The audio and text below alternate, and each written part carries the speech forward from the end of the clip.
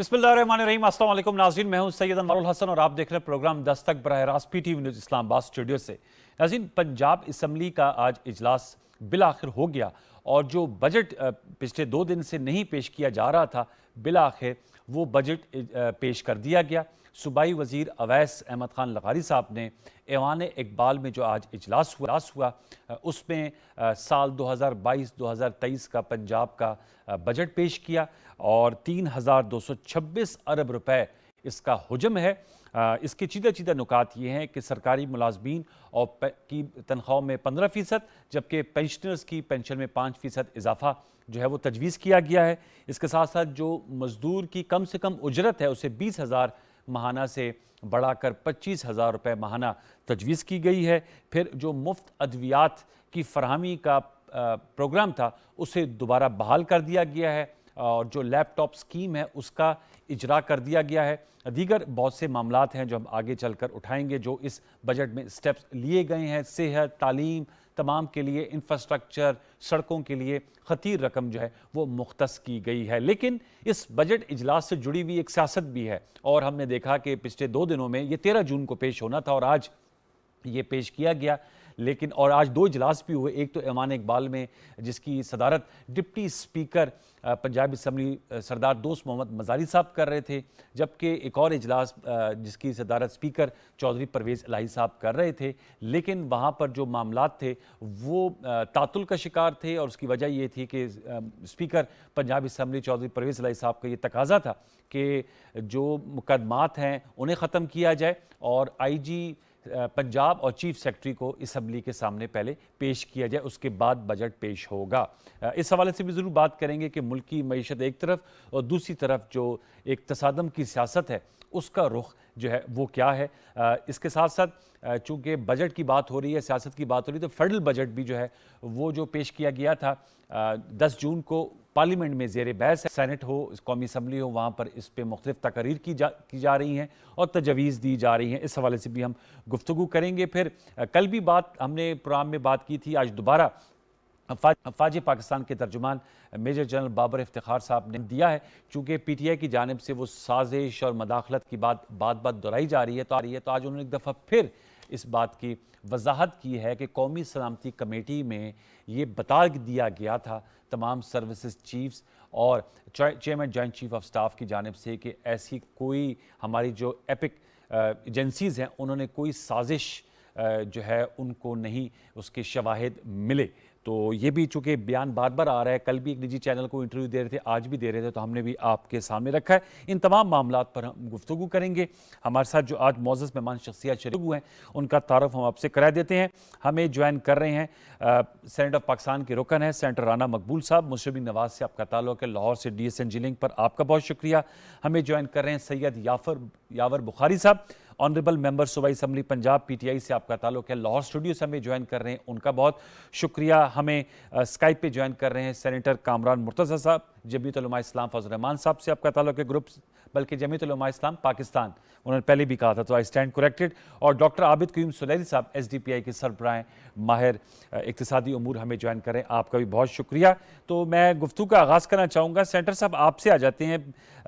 राना मकबूल साहब, सर चूँकि आप लाहौर में ही बैठे हैं और लाहौर वैसे भी हमारी सियासत का गढ़ है, बताइएगा बजट तो आज पेश हो गया लेकिन उस पर एक चीज़ ये भी चल रही है कि जी 2 इजलास हो रहे हैं और इससे पहले भी हमने देखा कि पंजाब असम्बली में जो मामलात हैं वो उनमें कुछ सुधार हमें इस तरह नज़र नहीं आ रहा कि कोई वर्किंग रिलेशनशिप नहीं डेवलप हो पा रहे हुकूमत और अपोजिशन के दरमियान। लिहाजा आज ऐवान इकबाल में बजट पेश किया गया और अब पंजाब असम्बली को भी वजारत कानून पंजाब के मातहत कर दिया गया इंतज़ामी अमूर के हवाले से। मैं आपसे जानना चाहूँगा सर, कैसे मामलात को आगे बढ़ाया जा सकता है, क्योंकि हुकूमत और अपोजिशन जिसे कहते हैं जमहूरियत का हुस्न है और एक गाड़ी के 2 पहिए, ये कैसे आगे मामला चल सकते हैं?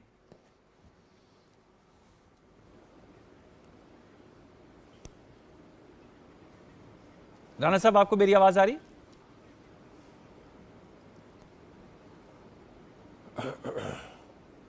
फिर कट गया। नहीं, मेरे ख्याल में नहीं जा सकी। मैं चाहूंगा कि यही सवाल यावर बुखारी साहब से पूछ रहे थे, चूंकि आप खुद पंजाब असम्बली के मेंबर। यावर साहब, आप मुझे सुन पा रहे हैं?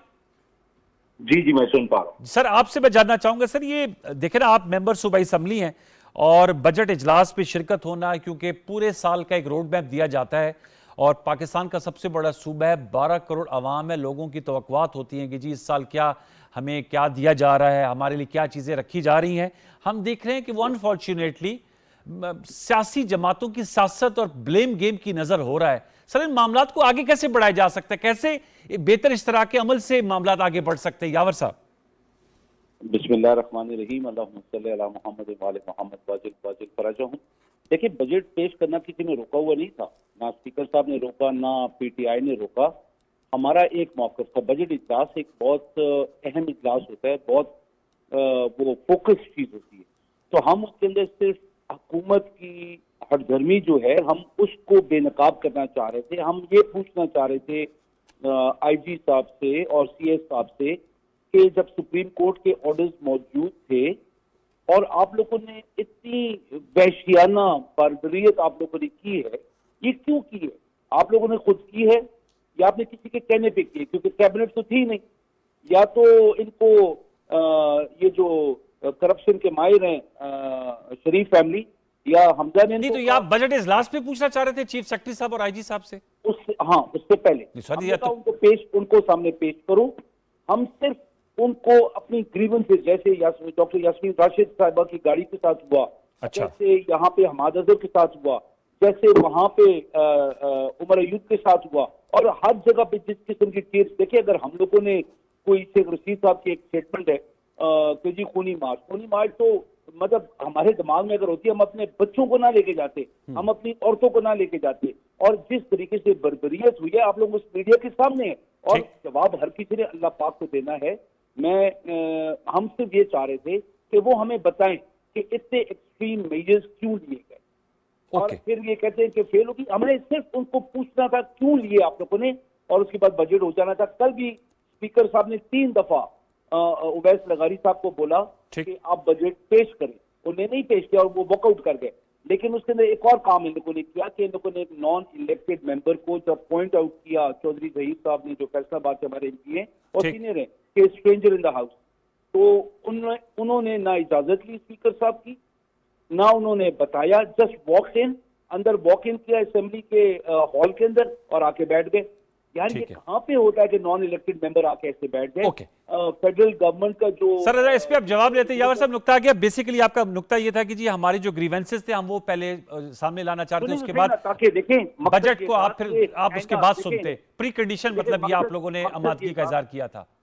देखिए, मकसद ये था कि भाई आइंदा अगर हमारी हुकूमत आती है जब, तो हम लोग ये यजीदी फेल ना करें जो इन लोगों ने किया। हम लोग इस तरीके की हमारी जुर्रत ही ना हो। आज इनको इतना समझा दें कि आइंदा कोई हुकूमत जुर्रत ना करे कि जिस तरीके से हम लोगों ने मौलाना फजल रहमान को, ये आईजी साहब और चीफ सेक्रेटरी साहब को समझा दें। हम इनको नहीं, और इतनी सख्ती करें कि ऐसा प्रेसिडेंट सेट हो कि कोई भी एक जमहूरी अपनी राय को इजहार करने की कोई उसकी पर पाबंदी ना हो, और कोई इस तरीके से ब्लॉकेज ना कर सके। ओके सर, नुक्ता आ गया, मेरे साथ रहेगा। मैं चूंकि राना मकबूल साहब खुद भी आईजी रह चुके हैं पंजाब के, तो मैं राना साहब के पास जाऊंगा। राना साहब, बताइएगा, यावर साहब कह रहे हैं हमने कोई मना नहीं किया था, हम बजट सुनने के लिए तैयार थे, बजट पेश किया जाना चाहिए था लेकिन वो नहीं किया गया। लेकिन इनकी शराइत थी कि आईजी पंजाब और चीफ सेक्रेटरी साहब को बुलाया जाए असेंबली में, और ये उनसे पूछना चाह रहे थे, बल्कि एक मिसाल कायम करना चाह रहे थे ताकि आइंदा किसी हुकूमत को जरूरत ना हो इस तरह के इकदाम उठाने की। तो मैं आपसे जानना चाहूँगा, आप क्या कहेंगे, चूंकि अब आप पार्लियामेंटेरियन हैं और आईजी भी रह चुके हैं, ऐसी कोई पहली मिसाल मिलती है कि आईजी और चीफ सेक्रेटरी को सूबाई असेंबली में तलब किया जाए और उनको कौमी मेंबरान असेंबली पर उनसे पूछ-गुछ करें और सवाल करें बजट सेशन में?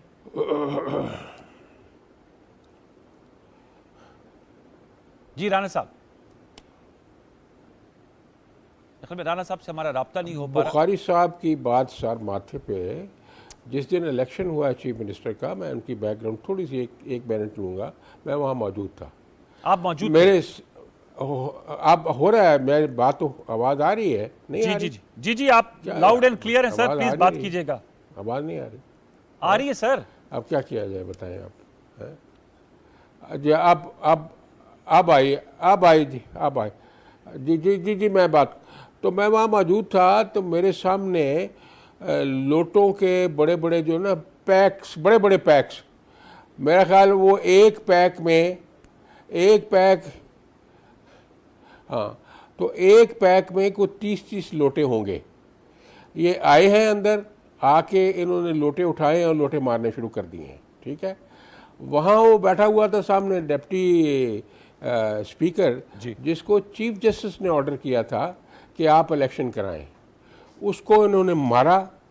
मैं ऊपर बैठा हुआ था, देख रहा था, उसके बाल खींचे, उसका गला दबाया।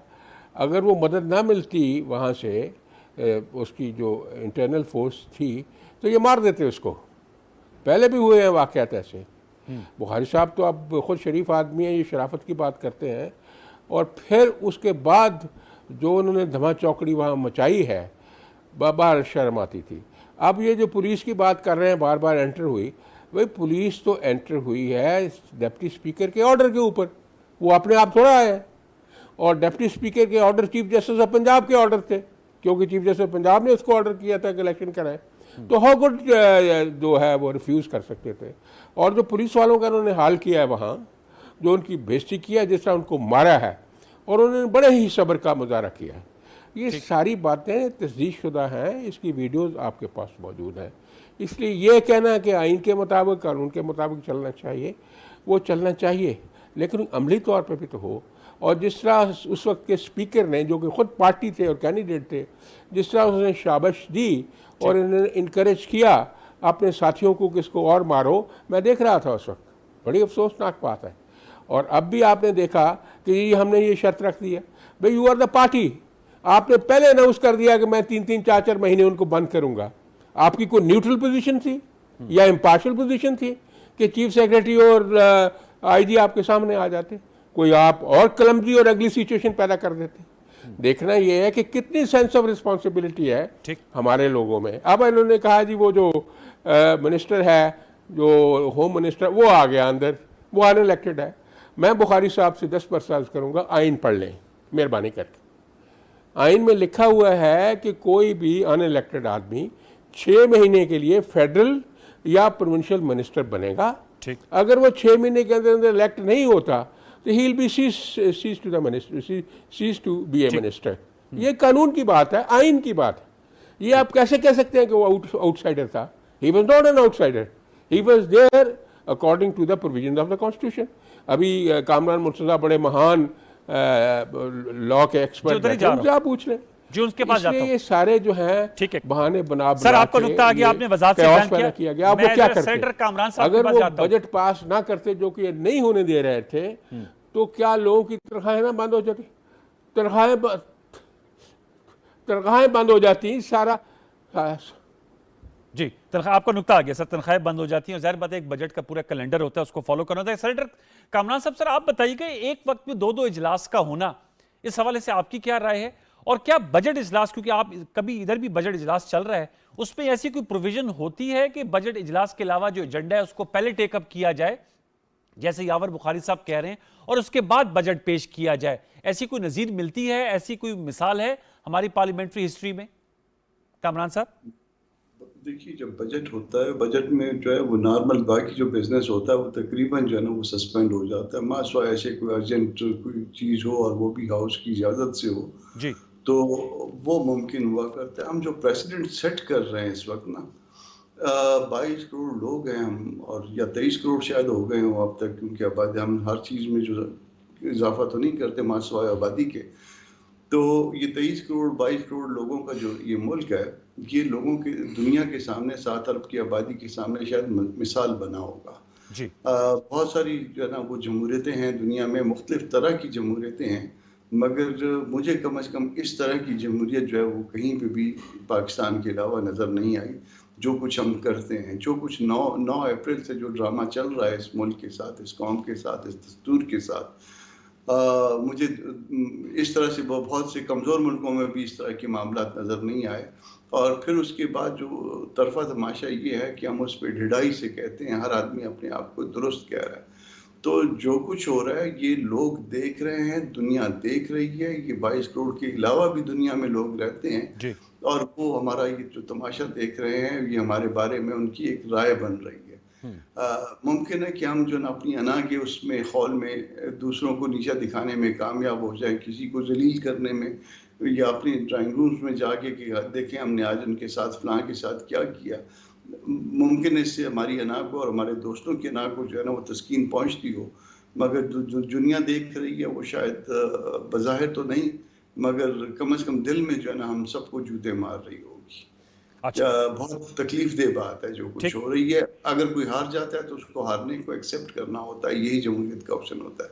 अगर कोई किसी के पास कोई वोट नहीं होते हैं तो वो मान लेता है, भले वो हक पे हो, तो भी वो जो है ना वो मान लेता है कि हाँ मेरे पास वोट कम थे और मैं जो है ना मुझे जो है ना, मगर यहाँ पे जो है ना वो कहते हैं कि हारेंगे तो हम उस वक्त जब हम मानेंगे, तो वो मानेंगे नहीं तो फिर हारेंगे भी नहीं, और दूसरे को जो है ना रुसवा करना है। उल्टी गंगा बह रही है, आप कह रहे हैं उल्टी गंगा बह रही है। मैं आबिद साहब आपको असर आऊंगा, मुझे बताइएगा, ज़रा बताए, सारी बहस और फोकस तो सियासत पे ज़्यादा है और जो बजट है मेरे ख्याल में वो उस पर कम इतना फोकस है। अगरचे पार्लियामेंटेरियंस की ये प्राइमरी रिस्पॉन्सिबिलिटी है कि जो बजट है उस पर वो तजवीज़ दें, क्योंकि ये बजटरी प्रपोजल्स होती है। मैं आपसे अगर सरदर्द जान सकूँ, वफाकी बजट भी ज़ेर बहस है और पंजाब का, केपी का और सिंध का बजट भी ज़ेर बहस है, बलूचिस्तान का भी आना बाकी, लेकिन चूंकि पंजाब में तो इशूज़ आ गए और पेश नहीं हो पा रहा था। ओवरव्यू अगर आपसे लेना चाहूँ इख्तिसार के साथ, क्या कहेंगे ये वफाक और सूबाई बजट जो सामने आए हैं, आप समझते हैं मुआशी हकायक के मुनासबत से हैं, ठीक हैं, क्या मजीद इसमें बेहतरी लाई जा सकती थी? कोई ओवरव्यू देंगे आप?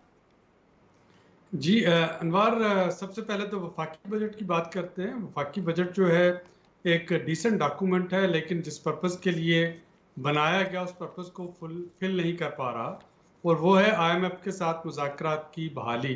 तो IMF जो है उसकी अभी भी कंसर्न्स मौजूद हैं, आमदनी और अखराजात के दरमियान अदम तवाज़न पे IMF के कंसर्न्स मौजूद हैं कि सब्सिडी जो है, स्पेशली एनर्जी पे सब्सिडी जो कि दिन ब दिन पूरी दुनिया में महंगी होती जा रही है उसको किस तरीके के साथ फंड किया जाएगा।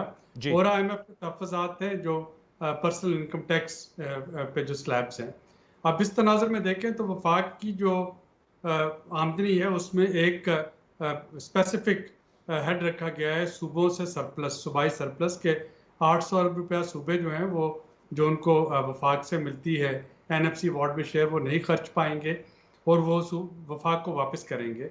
और उसी हवाले से अगर आप आज पंजाब का बजट देखें या बाकी बजट भी देखें तो बजट जो है वो डेफिसिट बजट है, यानी वो बजाते खुद खसारे के बजट हैं जो उनके अखराजात रखे गए हैं और जो आमदनी का। लेकिन टैक्स फ्री बजट कहा जा रहा है आबिद साहब, आपकी मैं बात कर रहा हूँ, आज पंजाब का भी टैक्स फ्री बजट था, मैं आपको इस वक्त बताना चाह रहा हूँ वो ये है कि इस वक्त आप एक नॉर्मल सर्कमस्टांसेस में नहीं है। आप एक IMF के प्रोग्राम को बहाल करवाना चाह रहे हैं। डॉलर जो है इंटरबैंक का रेट आज उसका 205 रुपए से तजावज़ कर गया, ओपन मार्केट में 207 रुपए पे हो गया। जब तक आपका IMF का प्रोग्राम बहाल नहीं होता है तब तक बाकी सारी चीज़ें पीछे रह जाएंगी। और IMF के प्रोग्राम की बहाली में डेफिसिट को कंट्रोल करना, खसारों को कंट्रोल करना बुनियादी शर्त है जो कि मुझे इस वक्त नज़र नहीं आ रही है। वफाक का बजट ओवर एम्बिशियस है और सूबों का बजट जो है इसमें ऑस्टेरिटी ला के कुछ ना कुछ इसमें से स्क्वीज किया जा सकता था, जो कि इन तीनों सूबों में अभी तक मुझे देखने में नहीं मिला। अच्छा, मैं अब यावर बुखारी साहब सर आपसे जानना चाहूँगा, ज़ाहिर बात है इस वक्त जो आबिद साहब कह रहे हैं, इज़ एन एमिनेंट इकोनॉमिस्ट, ज़्यादा हमें इश्यूज़ हैं हमारी इकोनॉमी के हवाले से, हमारी करेंसी, हमारी स्टॉक मार्केट, फिर पेट्रोलियम प्रोडक्ट्स की कीमतें। अब नज़र ऐसे आ रहा है जैसे आज पंजाब का बजट था, सारी तवानाइयाँ आप लोगों की सर्फ हो रही हैं अपनी सियासत के हवाले से, शराइत के हवाले से, और अना ईगोज़ जो हैं वो आपस में जो हैं एक दूसरे के सामने खड़ी नज़र आ रही हैं। सर मैं आपसे जानना चाहूँगा कोई तजवीज़ आपके पास हैं, क्योंकि मैं कल भी पूछ रहा था PTI के जो साबिक MNAs हैं, वैसे तो नोटिफिकेशन नहीं हुआ लेकिन वो कह रहे हैं हमने इस्तीफ़ा दे दिया, आप तो मौजूदा MPA हैं, कि कोई आपकी मुतबादिल तजवीज़ या बजट डॉक्यूमेंट आपकी नज़र से गुजरा हो पंजाब का, क्या तजवीज़ है, कैसे ये जो इक्तिसादी सूरत हाल है इसका मदावा कैसे मुमकिन है, क्या इस हवाले से कहेंगे यावर साहब? मैं वो बताने से पहले मैं एक बात कहूँगा कि राना मकबूल साहब ने जो बात की वो टोटली सही नहीं है। मैं सद एहतराम से मैं कहता हूँ कि लोटे लाए गए लेकिन लोटों की भरमार या ऐसे मार कुटाई कोई नहीं हुई। वो जो हुआ मैं उस वाक़े को कंडेम करता हूँ। वो पंजाब की असेंबली की तारीख का एक बदतरीन वाक़या, काला वो काला स्याह दिन जिसको आप कहेंगे, जो मर्जी बोले बुरे से बुरा मैं एक्सेप्ट करूंगा, मैं कंडेम करता हूँ, उस वाक़े को होना नहीं चाहिए था। लेकिन जो बात उन्होंने कही ना, अच्छा फिर कल जो अता तारड़ साहब आ गए परसों, और फिर वो जब जाते स्पीकर ने कह दिया उठ जाओ यार, एक इतना वो एक पॉलिटिकल फैमिली से उसके दादा जज भाई उठ के बोलते स्पीकर साहब मैं माजरत खाऊं, मैं गलत फहमी से आया हूँ। प्रोविंशियल असेंबली के अंदर जो नेशनल असेंबली का जो रूल है कॉन्स्टिट्यूशन का, वो यहाँ पे नहीं है। अच्छा। यहाँ पे डिफरेंट है। और आप यहाँ कह रहे हैं पे कि अगर उनको सूबाई वजीर 6 माह तक के लिए सूबाई वजीर के तौर पे जो आइन का हवाला दे रहे हैं राणा साहब, वो नहीं अप्लाई होता? परमिशन ऑफ द स्पीकर, और अगर जब उसके अपने मिनिस्ट्री की कोई बिजनेस हो, और जब वो बाहर जा रहे थे, उनने एक हाथ में कॉन्स्टिट्यूशन पकड़ा था और असेंबली के छत के ऊपर कुरान की आयात थी, और उनने फिर बाहर से वो जाते जाते जो एक इशारा किया, वो अपनी उंगली दिखाकर, आप मुझे बताइए कौन सी दाढ़ी रखी हुई सुन्नत रसूल मुंह पे, आयात कुरानी छत पे, और ये कहते हैं कि हम लोग जमहूरियत और हम मुसलमान। कौन सी बातें कर रहे हैं यार। मतलब वो वहां पे कोई 70 औरतें बैठी हुई थी, मतलब क्या करके गए, और वो फिर कहते हैं कि मुझे अगर दोबारा वो इशारा करना पड़ा मैं फिर भी करूंगा। चले अभी गोली मारे उसको, अभी आगे चलते हैं। जहां तक बजट की बात है जी, इकोनॉमी का जो सबसे बड़ी चीज है, आपको टैक्स कलेक्शन की तरफ जोर देना पड़ेगा। जो पीटीआई की हुकूमत 6000 अरब रुपए के टैक्स कलेक्ट करने में अल्लाह के फजल करम से कामयाब हो जाएगी। ये तो अभी आखिरी 2 महीने हमारे पास नहीं था, लेकिन हमारा टारगेट सारा वही था। हम लोगों ने जो हमने एम्फसाइज किया कि एक्सपोर्ट्स को बढ़ाएं। ठीक। आप इंपोर्ट्स अगर ट्रेड डेफिसिट है, वो कोई जरूरी नहीं है कि बुरा होता है, कर्जा लेना बुरा नहीं होता है, लेकिन वो प्रोडक्टिव कामों की तरफ लगाया जाए कि जहां से आमदन आए वो कर्जा भी उतरे, और जो इंपोर्ट आप कर रहे हैं ट्रेड डेफिसिट होता है, अगर आप प्रोडक्टिव तरफ लगाते हैं, इंडस्ट्री लगाते हैं, या आप जाते हैं हाईटेक फार्मिंग वगैरह की तरफ, आप रिसर्च की तरफ जाते हैं, तो मुल्क को आमदन मिलेगी। तो आपका ट्रेड डेफिसिट सरप्लस में जब कन्वर्ट होता है, तो बांग्लादेश के पास अगर 75 अरब डॉलर पड़ा हुआ है, तो पाकिस्तान के पास 200 भी हो सकता है। लेकिन हम लोगों ने किसी चीज को प्रोडक्टिवली इस्तेमाल आज तक नहीं किया। पीटीआई की हुकूमत तकरीबन 10.5-11 अरब डॉलर इनके लिए कर्जों की और उनके किस्तें और उनका सूद हम पे करते रहे, उसके लिए हमने कर्जे लिए। 76% पाकिस्तान की 75 साल तारीख में आप पीटीआई के जितने आप कर्जे उठाए, जितने लिए, आप देख लें वो खर्च काम भी। फिर कोविड के अंदर नेगेटिव 0.5% नेगेटिव गई, इकोनॉमी ने डिप किया। फिर पिछले साल 5.2 या 5.4 और इस साल 6% को हिट किया। हमने तो इनको वो इकोनॉमी दी है जहां पे 30 अरब डॉलर की हमारी एक्सपोर्ट थी पहले 10 महीने में। आपकी फॉरेन रिमिटेंसेस जो थी, सर 48 अरब डॉलर का तजारती खसारा था यावर साहब जब आप लोग गए। फर्क नहीं पड़ता है, देखें वो कहां पे लगा। 5600 अरब का मालियाती खसारा था। आप सुन लेना, आबिद साहब बेर भी आउट। ट्रेड डेफिसिट था वो किस लिए हो रहा था? क्योंकि आपकी टेक्सटाइल इंडस्ट्री 300% ग्रो कर रही थी। आप फैसलाबाद जाके चेक करें, कराची चेक करें, आपके लोगों के पास कैपेसिटी नहीं थी जितने ऑर्डर्स आ रहे थे, तो उन्हें अपनी प्रोडक्शन बेस को बढ़ाया। तो ये जरूरी है। आपको मीडियम साइज इंडस्ट्री को, उसको आपने, कॉटेज इंडस्ट्री को आपने फरोग देना है, क्योंकि आपकी बड़ी बड़ी जो इंडस्ट्रीज होती हैं उनको रॉ मटेरियल, उनके पुरजात, ये मिडिल साइज इंडस्ट्रीज आपको देती है, मीडियम इंडस्ट्री देती है। आपको इनको इनकरेज करना है, ताकि आपने कॉटेज इंडस्ट्री को इनकरेज करना है। आपने अभी गंदों में से 2800 रुपए मन मिल रही है, ये कैसे कंट्रोल करेंगे? Actual inflation is hitting around 49%, 49% है आपकी इन्फ्लेशन। ये लोग जब आपको कहते हैं कि हम लोग 17% पे, तो झूठ बोलते हैं। वो कैलकुलेट करके देख लें। हमें आप कुछ शेडो बजट लेकर आए हैं पंजाब के लिए, जैसे ऑपोजिशन शेडो बजट भी लाती है, जाहिर बात है वो अपने इख्तलाफात अभी जगह, लेकिन कुछ शेडो बजट के हैं कोई आपके पास कुछ पॉइंट्स कि अगर पंजाब में आप होते तो क्या बजट होता? हम इंशाल्लाह ताला शेडो कैबिनेट की तरफ भी जा रहे हैं, हम शेडो बजट की भी बात करेंगे और हम पेश करेंगे, और हम इनके बजट के ऊपर हम एक वाइट पेपर भी पेश करेंगे, हम देंगे ये सारी चीजें। लेकिन सबसे बड़ी बात ये होती है, हुकूमत वक्त जो होती है वो अपोजिशन के किसी किस्म के एतराजात हो, उनकी दिलजोई हो, वो सुनती है। हम लोगों, इन लोगों ने जब बोला कि आईजी पेश हो, सेक्रेटरी पेश हो, मुझे एक दफा बताएं कि हमने पेश नहीं किया। स्पीकर साहब ने इजलास को खत्म कर दिया कि जब तक वो लोग आए नहीं, जब अपोजिशन ने ये बातें की। हम तो जो कह रहे हैं कि जी इस किस्म के हालात तो इससे पहले कभी हुए ही नहीं, प्रेसिडेंसी नहीं है। हम ये कह रहे थे कि कोई भी जमहूरी हुकूमत जुर्रत ना करे किसी के ऊपर इस किस्म का तशद्दुद करने के लिए, आइंदा के लिए। इसलिए हम ये बातें कर रहे हैं कि ये चीजें, अभी one of the strongest opposition है पंजाब के अंदर, पंजाब की हिस्ट्री में। तो हम इससे अवाम के लिए जो, लेकिन मैं सॉरी टू कट यू यावर साहब, लेकिन मैं देख रहा हूँ कि ये मामला सिर्फ इधर नहीं, चाहे वो लीडर ऑफ द हाउस के इलेक्शन का इशू हो, चाहे वो आपको याद होगा उस पर जो ये बात कर रहे हैं राणा साहब, मतलब तब से पंजाब असम्बली में कोई मामला जो है, सिंध असम्बली में भी होते हैं, वहां पर भी शोर शराबा होता है, फेडरल में भी होता रहा है, खैबर पख्तूनख्वा में भी अपोजिशन का होता है, लेकिन पंजाब में तो लगता है जैसे मामला जो है ना बिल्कुल इस मसले को टच कर दिया, तातुल का शिकार है। तो देखिए, हम सतही तौर पे इसको यहाँ पे बैठ के डिस्कस करेंगे तो हल नहीं निकलेगा। कामरान भाई, मुझे अभी 4-5 प्रोग्राम से हम दोनों भाई इकट्ठे हुए हैं, तो वो मुझे कुछ जान गए। मैं सीधी बात करता हूँ, देखें कि जब तक हम लोग वोट को नारे मारे कि वोट को इज्जत दो और हमसे वोट को खरीदना शुरू कर दें, हम जिस किस्म की हरकतें करें, तो फिर वोट को तो इज्जत नहीं है ना। अभी डिप्टी स्पीकर जो उनकी तरफ गया, तो आप मुझे बताएं किन शराइत पे गया, किन किन चीजों के इवज किया। ये तो अब राणा साहब ही बता सके कि जाहिर बात है मेरे तो नॉलेज में नहीं है, लेकिन ये है कि मैं बोल भी नहीं रहा हूँ कि इसलिए कि वो फिर सही नहीं होता ऐसी बात। ठीक बात है, लाइव प्रोग्राम के जाहिर है वो आपकी बात सही है। देखिए, उनको हमारे स्ट्रैटेजी का पता था, उनने जिस तरीके से काम किया ना और स्ट्रैटेजी को सारा उड़ाया, तो गुस्सा भी था।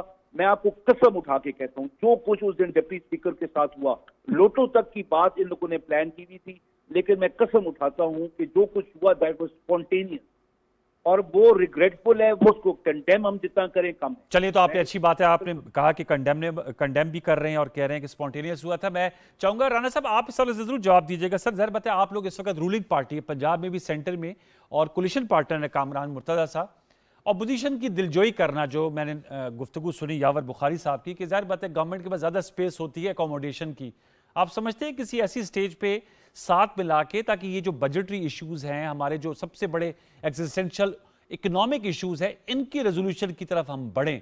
ये तसादम की सियासत, टकराव की सियासत, इससे तो कुछ हासिल नहीं होता। ऐसे मालूम होता है जैसे वेस्ट ऑफ टाइम है, जैसे 48 घंटे ज़ाय हुए पंजाब की आवाम के, कि बजट नहीं उनके सामने पेश हो सका।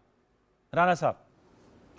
अनवार साहब, आप बिल्कुल सही कह रहे हैं, लेकिन शाह साहब बड़े सादा हैं, पीर हैं, जो कह रहे हैं कि स्पॉन्टेनियस हुआ। क्या लोटो के कंटेनर भी स्पॉन्टेनियस आए थे? आपको पता, वीडियो पे भी आए, टीवी पे भी आए, मैंने खुद भी देखे। वहाँ जो लोटे चले हैं वो स्पॉन्टेनियस तो नहीं होते, लोटे अपने आप आ जाते हैं। एक प्लान था, और जो उसको फेंटी लगी है आपको पता ही है, ये भी एक प्लान था। खैर बार वो गुजर गया। अब जो आपने बात कही है बड़ी सियानी है, इसका हल हमेशा जंगों का इख्तिताम भी आखिरकार और पार्लेस टेबल पे होता है जी। ये बहुत बेहतर होगा कि अगर पार्टीज जो है, पार्टीज के एल्डर्स जो हैं, अपना गुस्सा एक तरफ करके, अपनी नफरत को तर्क करके, पीटीआई में ज़्यादा है, और जिस तरह का डिक्शन इस्तेमाल होता है और जो दुश्मन तराजी होती है, वो एक नया कल्चर इन्होंने दे दिया है सारे मुल्क को, सारे माशरे को, सारे कौम को। अल्लाह करे इस पे ये रिव्यू भी करें, गौर भी करें। बेहतरीन हाल इसकी पार्लेज है, नेगोशिएशन है। अगर ये इलेक्शन चाहते हैं और इलेक्शन की डेट चाहते और अर्ली डेट चाहते हैं, उसके लिए भी बैठना पड़ेगा। बैठ के आप समझते हैं कि अगर आप बैठ के अभी हल नहीं कर सकते तो और स्टेक होल्डर्स को शामिल कर लें, चीफ जस्टिस ऑफ पाकिस्तान से कर लें, वो इंटरवीन करें। ये सबका मुल्क है, इसके अमन और इसकी खुशहाली के लिए अपनी ईगो को सरेंडर करना, सेक्रीफाइस करना कोई बड़ी बात नहीं है। इसलिए बहुत बेहतर होगा कि आराम से बैठ के ठंडे दिल से इस मसले का हल किया जाए, और इससे आप देखें फ़िज़ा भी बदलेगी, मुल्क में एक्टिविटी भी, जब प्रेडिक्टेबिलिटी हो कि लोग तो पीस चाहते हैं जो पार्टीज़ हैं, तो इन्वेस्टमेंट भी फिर आती है, लोग भी अपना पैसा निकालते हैं, खुशहाली भी आती है, सुकून भी होता है। इसके बहुत ज़्यादा फ़ायदे हैं। तो शाह साहब पीर हैं को फूंक भी मारें, दुआ भी करें और अपना रोल भी प्ले करें, और अपनी लीडरशिप से कि रोज़ वो जो अल्फाज इस्तेमाल होते हैं ना, वो इतने प्रोवोकेटिव होते हैं जी कि इंसान का यानी खून खौलता है। अब मैं ये रिपीट नहीं करना चाहता, हमारे लीडर ने जो बात की थी, हमारी जो बेटी है और कितनी वो बाइज्जत है और लीडर भी है, कि उनका मियाँ जो है वो नाराज़ ना हो जाए। आप देखें कोई जो सही दिमाग ये बात कर सकता है। हमें अपने आप की इंट्रोस्पेक्शन करनी चाहिए। वो कितने कितने गहरे जख्म लगते हैं इन बातों की वजह से। अल्लाह से माफ़ी भी मांगनी चाहिए, और सारी ये माफी तलाफी करके ये बैठ जाए, इसके अलावा कोई हल नहीं है। अच्छा, आप तो कह रहे हैं कि बैठ जाए, कोई और हल नहीं, ज्यादा खराब हो जाए। मैं कामरान साहब को जगह, कामरान साहब, लेकिन आज भी chairman PTI former prime minister Imran Khan साहब खिताब कर रहे थे, और वो तो कह रहे हैं अपने वर्कर्स को कि वो तैयारी रखे। एग्जीक्यूटिव काउंसिल पीटीआई की बात कर रहे थे, यावर साहब इसका जरूर जवाब देंगे, और वो दोबारा कॉल देंगे वो सुप्रीम कोर्ट की तरफ उन्होंने दरख्वास्त जो है वो दायर की हुई है, जिसमें उन्होंने कहा कि सुप्रीम कोर्ट से जो फैसला आएगा उसके बाद वो पूरा प्लान करेंगे। एक तरफ तो हम बात कर रहे हैं बैठ के बातचीत हो जाए और मामले का कोई हल निकाला जाए, लेकिन मैं जो खान साहब की स्पीचेस हैं ऑफ लेट, वो कह रहे हैं कि वो दोबारा कॉल देंगे। तो इस तरह के मामला तो दोबारा 25 मई को जो हुआ, जिसके हवाले से काफ़ी शाकी हैं यावर बुखारी साहब और उनकी जमात कि जी हम पे मुकदमात बनाए गए, पुलिस ने हम पे रिप्रेशन किया, तो वो तो दोबारा से खान साहब जो हैं वो सड़क को गर्म करने जा रहे हैं और उनकी नज़रें सुप्रीम कोर्ट पे जमी हुई हैं। कामरान साहब, देखिए, उसमें ऐसा है कि दोबारा कॉल अगर ये दे भी दें तो उस वक्त जो स्टैंडर्ड डॉक्यूमेंट है जो इमरान खान साहब ने खुद बनाई थी और JUI के साथ बनाई थी कि आप फलां जगह से आगे नहीं आएंगे, और सुप्रीम कोर्ट से उसमें यस करवाया गया था। जी, तो उस वक्त भी जिस वक्त इमरान खान साहब यहाँ तशरीफ लाना चाह रहे थे, तो उस वक्त ये कहा गया था कि वही डॉक्यूमेंट जो आपने JUI के लिए तैयार की थी वो आप खुद वो कर लें, और उसके ऊपर एग्री किया था डॉक्टर बाबर अवान साहब ने, और उन्होंने कहा था कि इससे आगे नहीं आएंगे। मगर द मोमेंट जो है ना वो यहाँ से सुप्रीम कोर्ट से ऑर्डर हुआ, तो उन्होंने कहा नहीं, हमने तो फलां जगह तक जाना है, D चौक तक हर सूरत में जाना है। वो फिर D चौक तक पहुंच भी नहीं सके। वो उसके बाद जो कुछ हुआ वो भी तारीख का हिस्सा है। अब आज ये अगर आज आना चाहें, आज इन्होंने कोई लॉन्ग मार्च करना है, शॉर्ट मार्च करना है, कोई और किसी किस्म का धरना देना है, तो वो स्टैंडर्ड डॉक्यूमेंट जो है ना, जो कल इन्होंने जिस पे खुद एग्री किया था, वो आज भी इनके लिए हाजिर है। हम इनको ऑफर करते हैं कि आ जाइए वहीं जिधर JUI को आपने कहा था कि इससे आगे नहीं आएंगे, आप भी उससे आगे नहीं आएंगे, बात खत्म कर लेते हैं। आप 1 महीना बैठे रहे वहाँ, 6 महीने बैठे रहे, आपको कोई नहीं उठाएगा। तो ये ऐसी खाली जो है ना वो कि जी मैं आ रहा हूँ, मैं जा रहा हूँ, अब ना ये आ रहे हैं ना जा रहे हैं, बल्कि नहा रहे हैं। लेकिन सर ये भी बताइएगा, जो नुक्ता उठाया था कि जैसे अता तारड़ साहब की बात की कि हमारे आइन में प्रोविजन है कि अगर एक गैर मुंतखब शख्स को सूबाई या वफाकी वजीर बना दिया जाए तो 6 माह तक अपने ओहदे पर रह सकते हैं और बाय वर्च्यू ऑफ इट वो असम्बली का इजलास अटेंड कर सकते हैं। लेकिन यावर साहब का कहना है कि सूबाई मामलात पे इसका इतलाक नहीं होता। आप इस पर रहनुमाई करेंगे? मेरा ख्याल, मैंने इसको देखा नहीं है, मगर मेरा ख्याल है कि तमाम अप्लाई करता है, ये सूबे पे भी अप्लाई करता है। मगर मुमकिन है कि मैं गलत हूँ, यावर साहब मुमकिन तौर पर ठीक भी हो सकते हैं, मगर मेरा स्टिल जो अपना ख्याल है सब्जेक्ट टू करेक्शन कि ये प्रोविजन जो है सूबे पे अप्लाई करती है। मगर मैं फिर जो है ना, अगर मैं गलत हो गया तो उसके लिए मैं पेश की माफ़ी मांग रहा हूँ, क्योंकि एक ओपिनियन देना है और वो देखे बगैर या तो मुझे कहा जाता तो मैं इसको चेक कर लेता। अगर कॉन्स्टिट्यूशन प्रोविजन जो है इस हवाले से वो तमाम की तमाम जो है ना वो सूबों पर भी अप्लाई करती हैं, मगर स्टिल जो है ना वो मैं अपने आप को, अपने इल्म को जो है ना वो ये नाकिस हो सकता है, इसको हम करेक्ट कर सकते हैं, तो इस बात को रखते हैं। मगर अब बात ये नहीं थी, बात ये थी कि अगर फर्ज कर लीजिए कि आ गए थे इसमें तारड़ साहब आ गए थे, तो उनके लिए यही प्रोविजन जो है ना उनको बताई जा सकती थी, तारड़ साहब को प्यार से समझाई जा सकती थी। स्पीकर साहब के लिए बच्चों जैसा था, या बाकी बहुत सारे लोगों के लिए वो बच्चों जैसा था। तारड़ साहब वो गलत हो सकता था, जब मैं गलत हो सकता हूँ इस एज में, तो उस एज में भी, उसमें अर्ली एज में भी गलत हो सकता है।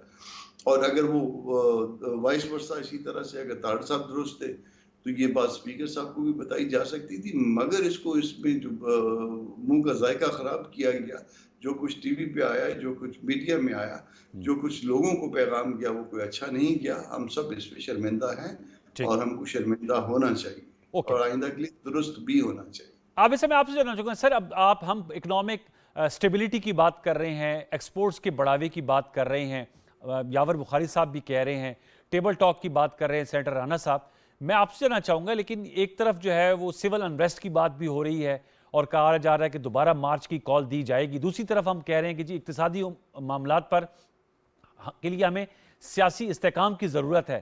तो इन दो बयानियों के साथ कैसे आगे बढ़ा जा सकता है मौजूदा मुल्क की मुआशी सूरत हाल के पेश नज़र? देखिए अनवार, मैं यहाँ पे 2-3 चीज़ें कहना चाह रहा हूँ। पहली चीज़ तो ये है कि जैसा हमने देखा जो वफाकी बजट है, अभी तक IMF ने उस पर अपना जो नोट ऑफ अप्रूवल है वो नहीं दिया। ये पूरी कौम के लिए एक लम्हा फिक्र है कि इतना टाइट बजट आने के बावजूद अगर IMF से आपकी बातचीत आगे नहीं बढ़ रही, तो ना सिर्फ ये कि मुल्क में जो इम्पोर्ट्स की टोटल इस वक्त फॉरेन एक्सचेंज रिजर्व है वो 5 हफ्ते से कम की रह गई है, बल्कि आपको उसके साथ मुंसलिक तमाम जो बाकी फॉरेन करेंसी इनफ्लो है वो सारा का सारा रुका हुआ है। और एक एटमी ताकत के लिए एक इस तरह की सिचुएशन में जाना जो कि खुदा न खास्ता डिफ़ॉल्ट लाइक सिचुएशन बन रही है। मैं ये नहीं कहता कि हम डिफ़ॉल्ट हो जाएंगे, खुदा न खास्ता मुझे यकीन है कि हुकूमत और IMF मिलकर इसका कुछ ना कुछ रास्ता निकाल लेंगे, लेकिन पिछले 2-3 महीने से डिफ़ॉल्ट लाइक सिचुएशन जो है वो बनी हुई है। अब उस पर सोने पे सुहागा जो वर्ल्ड बैंक आप लेटेस्ट अदाद-ओ-शुमार को देख लें, आप IMF को देख लें, आप UN को देख लें, वो सारे वार्निंग दे रहे हैं 2022-23 में एक फूड क्राइसिस की। वो कह रहे हैं कि यूक्रेन की जंग की वजह से 2 चीज़ों की कीमतों में होशरुबा इजाफा हुआ है। एक तो एनर्जी जो हम भुगत रहे हैं, और दूसरा वो कह रहे हैं कि जी खुराक की कमी हो जाएगी, सप्लाई रुक जाएगी। और उसका मतलब पाकिस्तान में वीट की जो इंपोर्ट है 3 मिलियन टन की, वो है। अब वीट पे जब मैं आता हूँ तो मैं फौरी तौर पे मुझे पंजाब का ख्याल आता है। पंजाब में वीट की सबसे ज़्यादा प्रोडक्शन होती है, वहीं पे सबसे ज़्यादा उसकी प्रोक्योरमेंट होती है सरकारी लेवल पे, और वहीं से रिजर्व्स होते थे। अब अगर 2-2.5 महीने से वहाँ पे सियासी इस्तेहकाम नहीं, तो हम देख रहे हैं कि वो गंदम जो कि फ्लोर मिल्स को अगस्त में जाके कहीं सप्लाई होना शुरू होती थी, वो उसका मई से आगाज़ हो चुका है। सरकारी गंदम फ्लोर मिलों को दी जा रही है, और जब ये सरकारी गंदम ख़त्म हो जाएगी, इंपोर्ट अभी आने वाली होगी, तो फिर प्राइवेट सेक्टर अपने रंग दिखाएगा। तो आने वाले जो दिन है उसमें मैं एक आटे का बहरान और उसकी कीमतों में बहरान देख रहा हूँ, और सबका जो हल है वो यही है कि हमारी सियासी ताकतें सर जोड़ के बैठे, वो अपने सियासी इख्तलाफात रखें, अपने बिल्कुल उनके आइडियोलॉजिकल डिफरेंसेस जो हैं वो ज़रूर होने चाहिए, लेकिन इकोनॉमी पे उन्हें सियासत से इस वक्त गुरेज करना होगा। इन्हीं में से कोई एक जमात होगी जो कि इलेक्शन के बाद हुकूमत बनाएगी, या वो कोलिशन में बनाए या वो अकेले अकेले बनाए। आपके जो इस वक्त मुअज़्ज़ज़ मेहमान मौजूद हैं आपके साथ, इनमें से होगी पीपल्स पार्टी भी उसमें शामिल हो सकती है।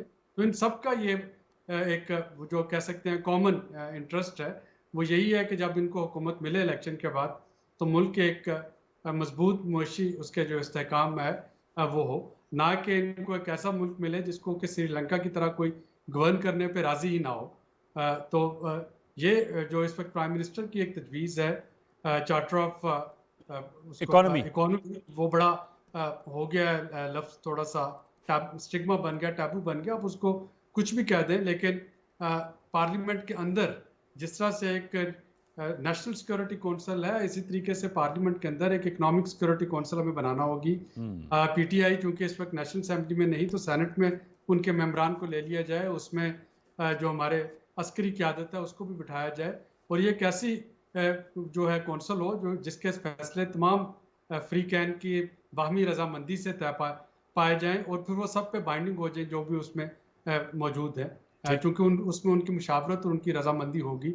और कोई भी हुकूमत हो, कम अज़ कम आप इकोनॉमी पे तो पॉलिटिक्स ना करें। इस वक्त तो मुझे ये लग रहा है कि अगर आपका और चंद दिनों में IMF के साथ बातचीत नहीं तय होती, तो हम 207 रुपये आज या डॉलर कहाँ तक इसको नीचे गिराएंगे, और उसके बाद इंपोर्ट पे क्या होगा और लोगों की जिंदगियों पे इसका क्या असर होगा। ये मुझे तो ये सोच के डर आ रहा है, लग रहा है कि हमारे पास सियासत का टाइम कहाँ से आ गया इस सारे गंभीर जो मसाइल में जिसमें हम फंसे हुए। आपने बड़े ज़बरदस्त अंदाज में लेकिन चूँकि सूरत हाल की संगीनी का भी अहाता किया, और एक वेकअप कॉल है। यावर बुखारी साहब, आपने गुफ्तगू सुनी, आबिद कईम सुलैरी साहब, उनका सियासत से दूर दूर तक ताल्लुक़ नहीं, लेकिन वो कह रहे हैं कि ज़ाहिर बात है मुल्क है, मुल्क की इंशाल्लाह मईशत है, तो फिर तमाम सियासत भी चलेगी, सियासी जमातें इक़्तिदार में भी आएंगी, अपोजिशन में भी रहेंगी। तो सर आप समझते नहीं कि इस वक्त, और उन्होंने एक सजेशन भी दी है कि जैसे नेशनल सिक्योरिटी कमेटी है, पार्लियामेंट की सतह पर भी कोई इक़्तिसादी मुशावरती काउंसिल या ग्रुप या कोई कमेटी तश्कील दे दी जाए, ताकि इन मामलात पे संजीदा गौर व गौस हो। कब तक ये लड़ाई झगड़े में दस्तो गिरबान रहेंगे, और जो जिनके वोटों से आप लोग माशाल्लाह, आप भी डायरेक्टली इलेक्टेड है, कामरान साहब और राना साहब भी सेनेटर हैं, लोग इलेक्ट होकर आपको इसलिए अमान में भेजते हैं कि उनकी हवाले से कोई बेहतर फैसले किए जाएं। क्या कहेंगे जो गुफ्तगू आपने भी सुनी है आबिद कयूम साहब की? मैं आबिद साहब से टोटली एग्री करता हूँ, और ये बिल्कुल होना चाहिए। एक लॉन्ग टर्म 25 साल प्लान बने। देखें 50-60 के जो हमारे प्लान थे, वो कोरिया, ताइवान ये ले गए, और वो आज कहाँ पे और हम किधर। देखें हमारे पास टैलेंट कमी नहीं है, ये सब कुछ हो सकता है। हमने इनको मईशत दी थी 6% GDP पे, जहाँ पे हमारा पर कैपिटा इनकम भी इंक्रीज हो रहा था, हमारी लार्ज स्केल मैन्युफैक्चरिंग भी 9.4% के ऊपर जा रही थी। देखिए, हमने 5 बम्पर क्रॉप्स इनको दिए। हमारा मसला ये नहीं है, हम कह रहे थे कि हम ठीक चल रहे थे। इन लोगों ने उस टाइम पे शोर मचाया कि जी आम आदमी को आटे से, घी से, इससे ताल्लुक होता है, ये इंटरनेशनल महंगाई कुछ चीज नहीं होती। अभी सारी वही बातें कर रहे हैं। तो अभी वो हमें इनको कहते हैं ना कि किस भाव तुलती है, इनको समझ आ रही है। लेकिन ओवरऑल यस, मुल्क की खातिर एक इकोनॉमिक सिक्योरिटी काउंसिल होनी चाहिए, नो डाउट अबाउट इट। और कोई भी इनकमिंग गवर्नमेंट पिछले प्लान्स को रद्द ना करे। लॉन्ग टर्म के ऊपर आप जब प्लानिंग करेंगे तो आपको कम से कम 15 से 20 साल चाहिए। अगर आपने कोरिया या ताइवान बनना है और उनसे आगे जाना है, जो आपका पोटेंशियल है, तो आपको कम से कम 15 से 20 साल की प्लानिंग की जरूरत है। आपके हेड्स बैठे, वो थिंक टैंक या इकोनॉमिक काउंसिल बैठे, वो जो प्लान करे आने वाली गवर्नमेंट उसको उसके अंदर कोर्स करेक्शन तो कर ले, लेकिन वहां पे यू टर्न कहीं ना दे, तो तब ये चीजें चल सकती हैं। ऐसे बिल्कुल नहीं होगा कि हम लोग पीटीआई है वो अपनी मर्जी करे, अपना वो आइडियोलॉजी पूरी डाल दे, नून अपनी आइडियोलॉजी डाल दे, पीपल्स पार्टी अपनी डाल दे। ये बिल्कुल गलत तरीका कार है। आज तक इस वजह से हमारे डेवलपमेंट प्रोजेक्ट्स आप देखें, कम से कम 500 अरब रुपए के डेवलपमेंट प्रोजेक्ट्स जो थे वो आधे या आधे से कम ऐसे ही जाया हो गए। पीटीआई की गवर्नमेंट ने पहली दफा जो भी डेवलपमेंट प्रोजेक्ट के अंदर कोई 15 से 20% पैसा खर्च हुआ था, हमने उनको कंटिन्यू किया, हमने जाया नहीं होने दिया। वो चाहे नून ने शुरू किया था, हमने परवाह नहीं की, हमने कहा फंडिंग करो और इनको कंप्लीट करो, और अल्लाह के फजल करम से हमने ये अचीव किया। लेकिन आपको अभी out of the box solution चाहिए। आपको हर किस्म की बातें तो अच्छी हो रही है बुखारी साहब, आप भी अच्छी बातें करें, तमाम फरीकैन भी। पॉलिटिकल विल फिर क्या अमर माने हैं कि आप लोग बैठने के लिए तैयारी? और मैं आपसे इसी सवाल कर दूं कि इमरान खान साहब जो हैं वो नजर आता है कि वो बैठने के लिए, वो तो कहते हैं किसी सूरत अब मौजूदा हुकूमत से बातचीत करने के लिए तैयार नहीं है। देखिए, मैं वो बात करूंगा ना, देखिए खान साहब जो बात करते हैं वो भी जगह बिल्कुल दुरुस्त करते हैं। हम तो वो बात करें कि जब हालात आइडियल होते हैं ना, लेकिन वो बिल्कुल दुरुस्त बात कर रहे हैं। वो कह रहे हैं कि जब अभी आप कह रहे हैं कि हमें इकोनॉमिक सिक्योरिटी काउंसिल एक पार्लियामेंट की बनाई जाए, खान साहब तो मानने को तैयार नहीं। नेशनल सिक्योरिटी काउंसिल ने बोला कि मुदाखलत हुई है। आज फिर डीजीआई एसपीआर साहब ने कहा कोई साजिश नहीं हुई सर। देखिए, वो कह रहे हैं ना, लेकिन यही आईएसपीआर के जो डीजी है, ये इनकी एक प्रेस कॉन्फ्रेंस जिन्होंने कहा जी मुदाखलत हुई है, नेशनल सिक्योरिटी काउंसिल ने कहा कतई तौर पे नहीं कहा, उन्होंने जो की थी उन्होंने कहा कि कोई साजिश नहीं हुई। देखिए, साजिश की बात कर रहे हैं ना, मुदाखलत की बात तो नहीं कर रहे हैं ना, क्योंकि अगर ये मुदाखलत की बात करें तो ये इनको फिर वो अपनी बात के ऊपर वापस जाना पड़ता है। खान साहब ये सब कहते हैं कि जब सब कुछ ठीक जा रहा था, तो जब इनको पता था कि ये हो रहा है, तो वाई डिडंट दे प्रिवेंटेड? क्यों नहीं रोका, क्यों नहीं हुकूमत को आगाह किया, क्यों नहीं उसका सदेबाप किया? देखिए, उसका भी नुकसान आपको क्या हुआ है। आपकी इकोनॉमी स्टैंड स्टिल पे हो गई है, ओवरसीज पाकिस्तानी का कॉन्फिडेंस उड़ गया है, वो जो रोशन अकाउंट है उसके अंदर से पैसे विड्रॉ हो चुके हैं। मुझे बताइए ना, ये हुआ कि आपको तो नुकसान ही हुआ है, और खान साहब ने कहा था आप लोग ये करोगे आप मईशत को नुकसान दोगे। सर एक तरफ आप, चलिए आपका बयानिया, लेकिन एक तरफ आप लोग कह रहे हैं कि जी ये नहीं, लेकिन हुआ तो है ना, मार्च पे हुआ है। फिर खान साहब ये भी कह रहे हैं कि जी वो शेख रशीद साहब कहते हैं पता नहीं उनको जुलाई जून से पता था, खान साहब ने भी कहा तो जून जुलाई से पता था, तो खुद क्यों नहीं आप लोगों ने कमीशन बना लिया, तहकीकात क्यों नहीं करवा ली? जो बयानात हैं वो शेख रशीद साहब के, वो वज़ीर दाखिला रहे हैं आपके सर, आप डिसोन नहीं कर सकते। वो शेख रशीद साहब के बयानात है ना, उनको छोड़े ना। मैं आपकी हुकूमत के फॉर्मर प्राइम मिनिस्टर साहब ने वो पॉडकास्ट पे कहा था कि उन्हें जून जुलाई से पता था उनके खिलाफ साजिश हो रही है। नहीं, साजिश हो रही है, लेकिन उसकी इतनी डिटेल्स तो नहीं पता होंगी ना कि जिस तरीके से प्राइम मिनिस्टर तो उस वक्त उस पर जुडिशियल कमीशन बना लेते ना सर, इस्तेकाक तो था। ये तो चले टुवर्ड्स द एंड। राना साहब सर क्या कहेंगे आप इस हवाले से? सर वे फॉरवर्ड में मेरे पास 30 सेकंड्स है। राना मकबूल साहब